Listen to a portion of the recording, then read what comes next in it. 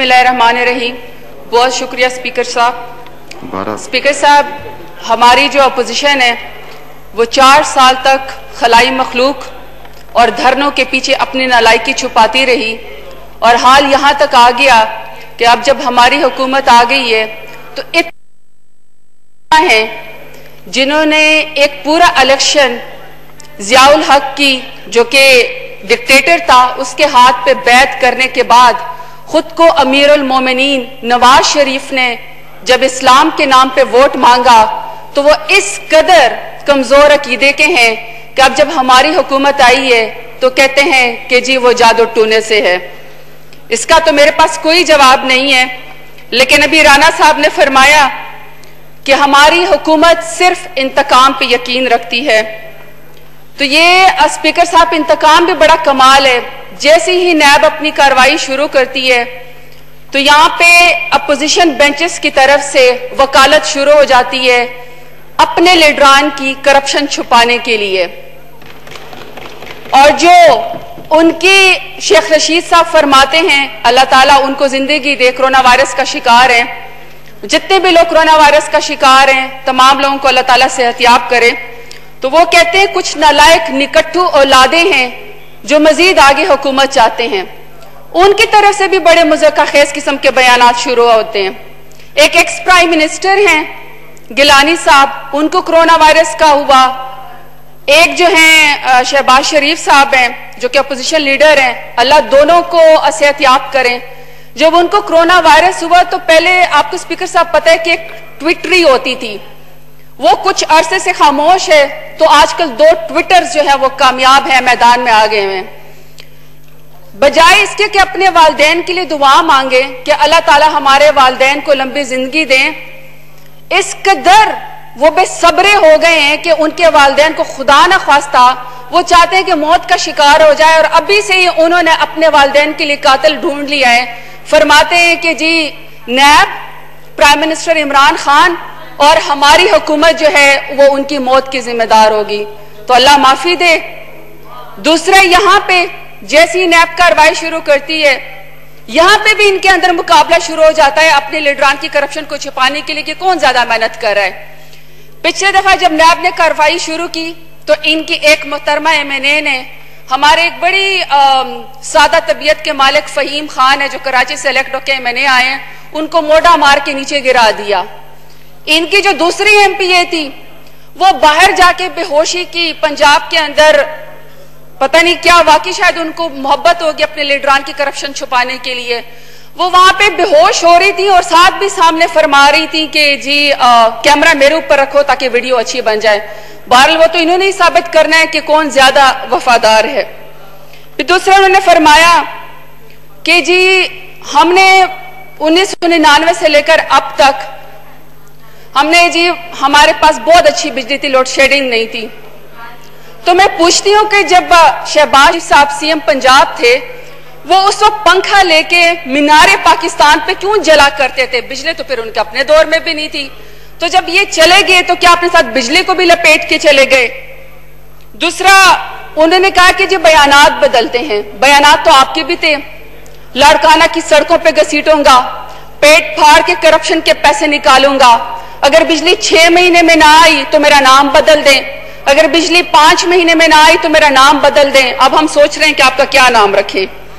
लेकिन any how, आपने कहा कि आपने 5000 अरब का जो कर्जा वापस किया है मेरी हुकूमत ने, जिसका हमारे से तो कोई लेना देना नहीं है, आप लोगों ने लिया, तो वो कोई बहुत बड़ा एहसान नहीं है। वो जो कर्जा है तो पिछली हुकूमतें भी कर्जा लेके अपना वापस करती रही हैं। लेकिन स्पीकर साहब, आदादो शुमार तो कुछ और कहते हैं। आदादो शुमार तो ये कहते हैं कि 10 साल में 40,000 अरब रुपए का पंजाब का बजट था। अब पता नहीं उसमें क्या तरक्की हुई है। तरक्की तो मियां सुलेमान शहबाज और हमजा शहबाज के कारोबार ने ही तरक्की की है, क्योंकि आप जून 2019 में पंजाब को 9 खरब 153 अरब का मकरूज करके चले गए। तो ये तो आपकी परफॉर्मेंस है।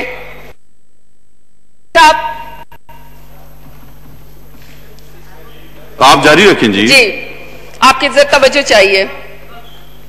تو لہٰذا یہ کووڈ-19 کے اوپر تو سیاست چلتی رہے گی، لیکن میں چونکہ دنیا کا سب سے بدترین ورلڈ ریسیشن آیا ہوا ہے اور ورلڈ اکانومی کے اوپر بھی سب سے بدترین اثرات ہیں، بلکہ کہتے ہیں کہ 1930 سے لے کر اب کا ورلڈ اکانومی پہ سب سے جو ہے وہ بدترین ریسیشن ہے، تو دنیا کی تمام اکانومی بھی اس سے ڈپریس ہو رہی ہیں۔ ایٹ لیسٹ میری نسل نے یا مجھ سے پچھلی نسل نے تو آج تک ایسی وبا نہیں دیکھی، چونکہ یہ کووڈ-19 کا بجٹ ہے۔ تو اس کووڈ-19 میں اگر آپ دنیا کی اکانومی کے اوپر بھی نظر لا رہے ہیں تو ساری دنیا اس پینڈیمک بیماری سے لڑ رہی ہے، اور اس کے اندر جو سپر پاور ہے امریکہ، جس کی اکانومی بڑی طاقتور ہے، فگرز بتاتے ہیں کہ جی امریکہ جیسے سپر پاور کی جو جی ڈی پی ہے وہ اس وقت -2.4 کے اندر چلی گئی ہے، اور ان کی اکانومی میں سے 86 ارب ڈالر جو ہے وہ بالکل غائب ہو گیا ہے۔ جو دنیا کی دوسری بڑی اکانومی یوکی، اس کو بھی بہت طاقتور کہتے ہیں، اس کی اکانومی کا سائز 20% شرنک ہو گیا ہے۔ ایسے میں ان کے لیے اگلے سال کا بجٹ جو ہے وہ بالِ جان بنا ہوا ہے۔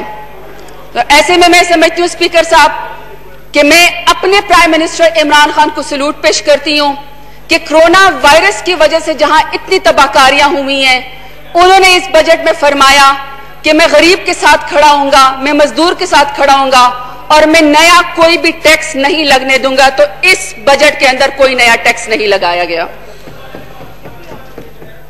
دوسرا اسپیکر صاحب یہ پوچھتے ہیں کہ آپ نے عوام کے لیے کیا کیا ہے؟ عوام اگر کووڈ-19 سے متاثر ہے تو آپ نے ان کے لیے کیا کیا ہے؟ میں یہاں پہ بھی سلوٹ پیش کرتی ہوں اپنے پرائم منسٹر عمران خان کے لیے کہ احساس پروگرام جو ایک غریب کا پروگرام ہے، جو ایک نادار کا پروگرام ہے، مزدور کا پروگرام ہے، بیواؤں کا پروگرام ہے، ایک کسان کا پروگرام ہے، جو کہ 180 ارب تھا اس کو 805 ارب کر دیا گیا۔ اور اسپیکر اس میں سیلف ریسپیکٹ مجروح نہیں ہونے دیتے۔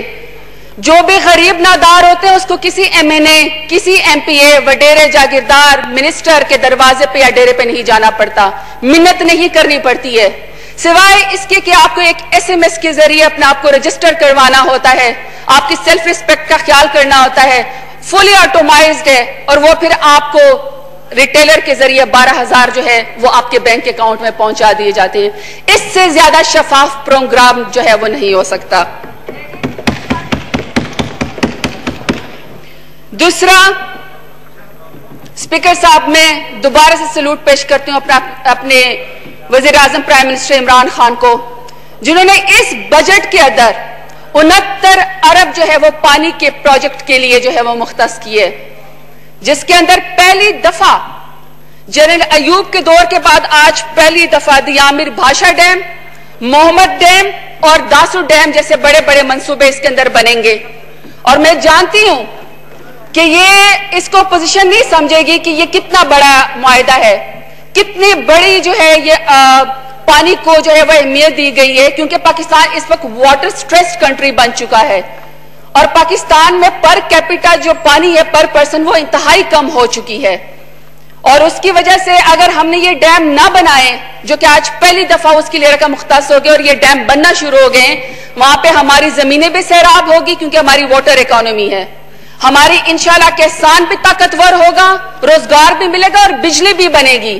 اور یہ اس لیے اپوزیشن کو سمجھ نہیں آئے گی کہ جب انڈس واٹر ٹریٹی کی وائلیشن انڈیا کر رہا تھا، ہمارے پانی کے اوپر وہ بند بنانے جا رہے تھے، تو خیر سے ہماری اب کی اپوزیشن اور اس وقت کی حکومت جو ہے وہ ساڑیاں بھجواتی تھی اور آم کی پیٹیاں بھجواتی تھی، اور وہ ہمارے اس کے اوپر بند باندھنے جا رہے تھے۔ تو میں سمجھتی ہوں کہ پانی کو اتنی بڑی اہمیت دینا میرے پرائم منسٹر عمران خان کی کارنامہ ہے۔ اسپیکر صاحب ختم نہیں ہوئی ہے، اس دفعہ جو ہے 118 ارب کمیونیکیشن کو دیے گئے ہیں، اور جس کی ٹاپ پریورٹی اس دفعہ جو ہے وہ ساؤتھ پنجاب ہے، اور اس ساؤتھ پنجاب میں فخر کرتی ہوں کہ میرے ڈیرہ غازی خان کے غیور عوام نے مجھے منتخب کر کے یہاں پہ بھیجا، آج ان کے ووٹ کا حق ادا ہو گیا۔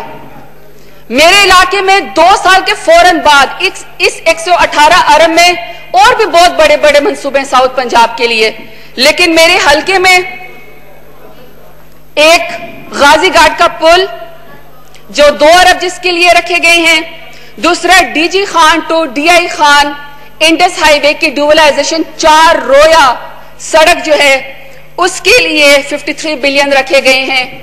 یہ میں مراد سعید کا شکریہ ادا کرتی ہوں، کیونکہ جب میں نے مراد سعید سے کہا کہ یہ ایک خونی روڈ ہے اور میرے علاقے کو اس کی ضرورت ہے تو انہوں نے کہا مجھے کوئی اعتراض نہیں ہے، کیونکہ کوئی بھی ایم این اے چاہے پوزیشن میں سے ہو چاہے گورنمنٹ میں سے ہو، وہ اپنے علاقے کے الیکٹ ہو کے آتے ہیں، وہ کوئی بھی منصوبہ غیر ضروری نہیں لے کر آتے، ضرورت کے مطابق لے کر آتے ہیں۔ لیکن اگر فائنانس منسٹری مجھے پیسے دے دے اور پلاننگ منسٹری جو ہے وہ مجھے اس کے لیے اوکے کر دے تو میں یہ دونوں منصوبے جو ہے آپ کے اس میں ڈال دوں گا، جو نئی کمیونیکیشن کے وہ ہیں پیسے۔ تو میں اسد عمر صاحب کا بھی شکریہ ادا کرتی ہوں، حفیظ شیخ کا بھی شکریہ ادا کرتی ہوں کہ انہوں نے میرے علاقے کو اوپر مراد سعید ساتھ مل کے ضرور احسان کیا ہے۔ دوسرا، میں اسپیکر صاحب D G Khan cardiology hospital کا ضرور یہاں پہ ذکر کرنا چاہتی ہوں۔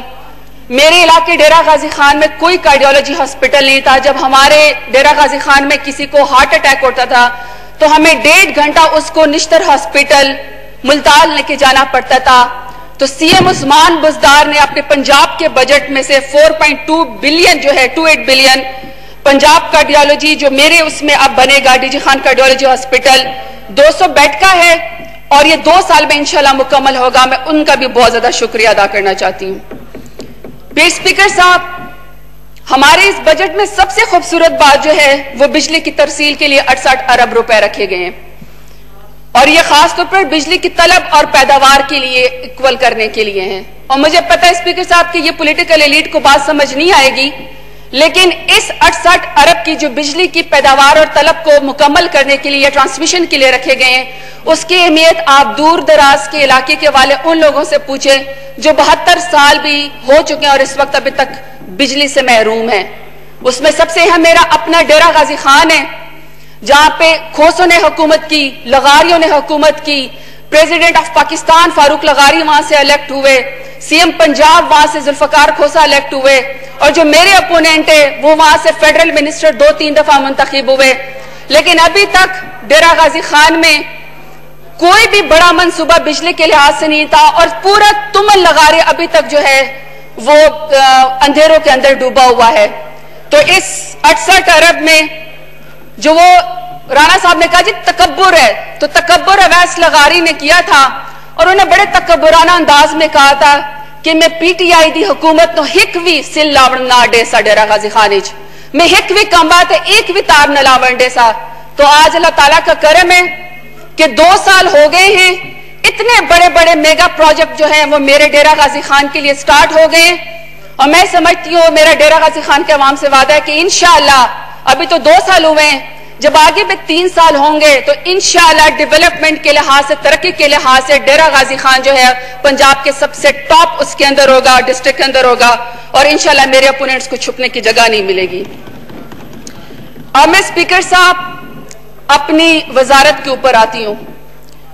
ابھی خواجہ صاحب اٹھ کے چلے گئے، انہوں نے پہلے دن اپنی اوپننگ سپیچ کی، اور انہوں نے آپ کی کرسی پہ اسد کیسر صاحب جو اسپیکر صاحب بیٹھے ہوئے تھے ان سے پوچھا کہ آپ نے کبھی کوئی درخت دیکھے ہیں؟ آپ کو پتہ ہے کہ بلین ٹری سونامی کہاں چلے گئے وہ درخت؟ صاحب ذرا ہسٹری کو یاد دلانا چاہتی ہوں، جب پاکستان بنا تھا تو پاکستان کا فارسٹ کور 33% تھا جو انگریز چھوڑ کے چلے گئے تھے، اور ابھی بھی پاکستان کی جو فارسٹ پالیسی ہے وہ انگریزوں نے بنائی ہوئی ہے، ہم اسی کے اوپر وہ بہترین پالیسی ہے۔ 33% پاکستان کا فارسٹ کور تھا جب پاکستان بنا، اور 1995 اور دنیا کہتی ہے کہ 25% اگر آپ کا فارسٹ کور ہے تو وہ بہترین ہوتا ہے، ہمارا 33% تھا، اس سے بڑھ کے تھا۔ 1995 سے لے کر 2015 تک اپنے فیکٹس اینڈ فگرز گورنمنٹ کے کہتے ہیں کہ جی یہ 4% کم ہوا، صرف 4% پہ رہ گیا، یعنی 33% انگریز چھوڑ کے گئے، 25% آئیڈل ہونا ہے، اور یہ ان کے دور حکومت میں جو کہ میری حکومت تو نہیں تھی 1995 سے 2015 تک اپنی گورنمنٹ کے اسٹیٹ پہ فارسٹ کور کو 4% کیا گیا. اللہ اکبر اللہ اکبر اللہ اکبر اللہ اکبر اشہد ان لا الہ الا اللہ اشہد ان لا الہ الا اللہ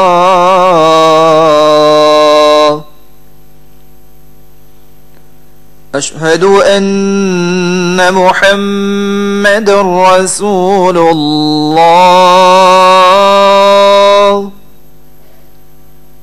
اشہد ان محمد رسول اللہ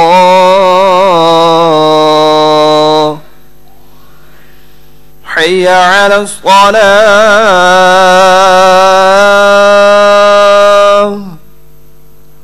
حی علی الصلاة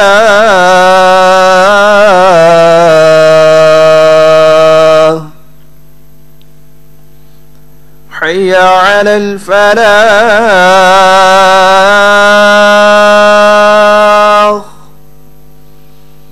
حی علی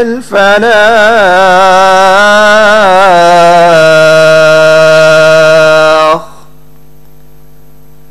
اللہ اکبر اللہ اکبر لا الہ الا اللہ.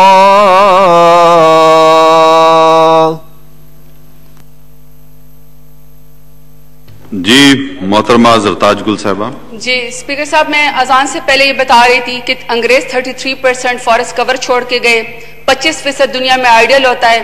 1995 سے لے کر 2015 تک پی ایم ایل این کی حکومت اور پیپلز پارٹی کی حکومت اس فارسٹ کور کو 4% بائی ڈیزائن کر دیا گیا, کم کر دیا گیا.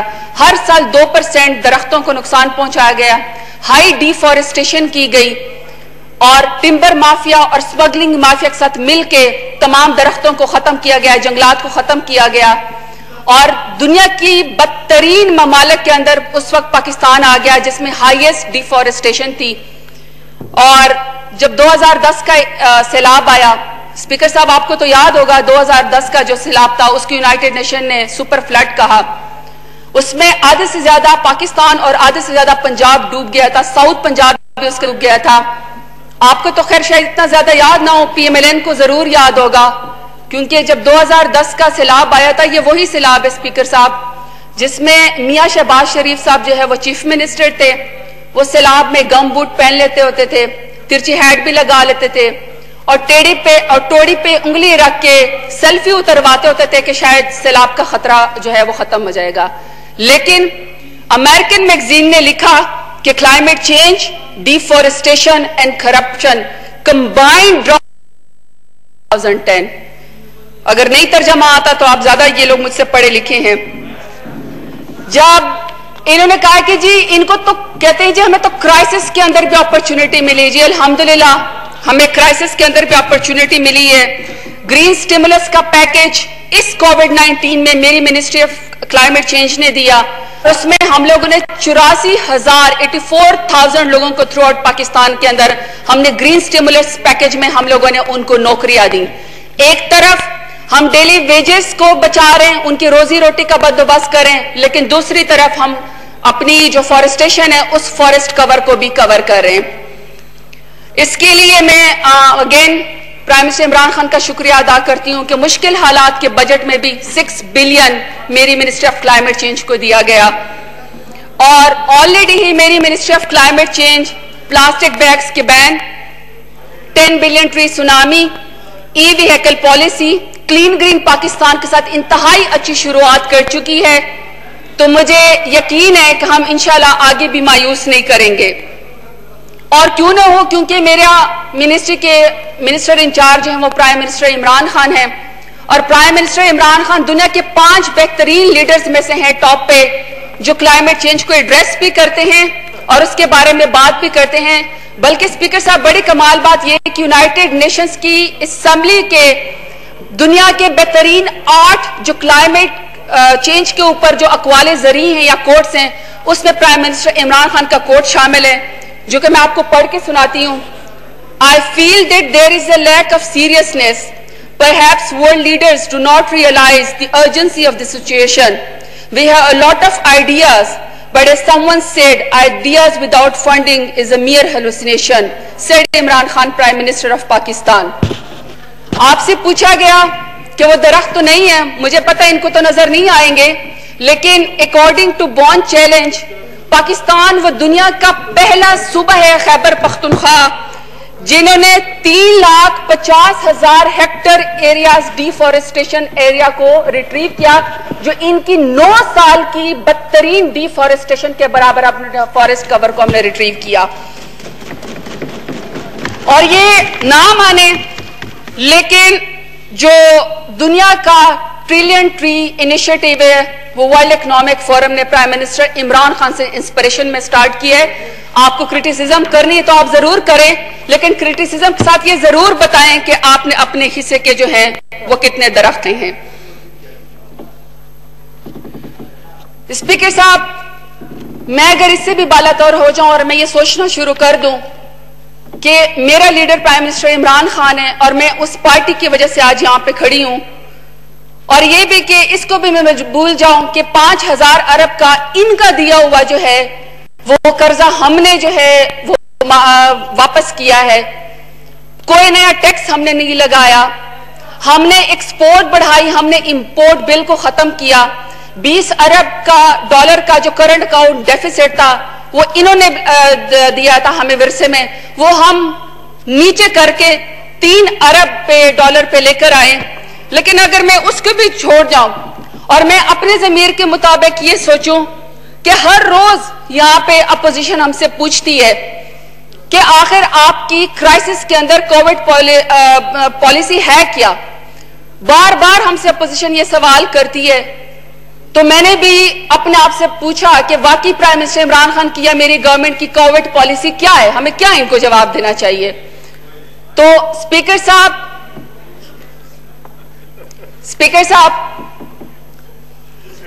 جی بولیں. جی وہ جی یہ آخری ہے. انہوں نے کہا کہ جی ہماری کووڈ-19 میں کیا پالیسی ہے. مجھے اس میں تاریخ کا انتہائی خوبصورت ایک واقعہ ملا، میں اس کو کوٹ بھی کرنا چاہتی ہوں.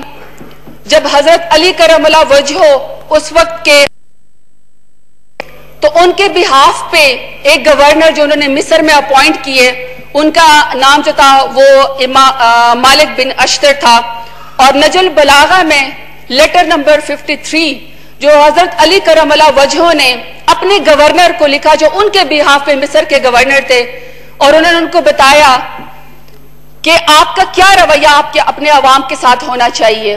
وہ ٹائم لیس ہے، وہ سپیچ لیس ہے، وہ جو لیٹر ہے وہ ایک کوڈ آف وہ ہیومن رائٹس کا وہ ڈکلیریشن ہے ہیومن رائٹس کی، اس کے بہت سارے ایٹریبیوٹس ہیں، لیکن میں اس کا ایک پوائنٹ آپ کو بتانا چاہتی ہوں اور میں آپ سے پرمیشن چاہتی ہوں کہ میں اس کو کوٹ بائی کوٹ لفظ پڑھوں، کیونکہ حضرت علی کرم اللہ وجہہ کا قول ہے تو میں اس میں غلطی نہیں کر سکتی ہوں.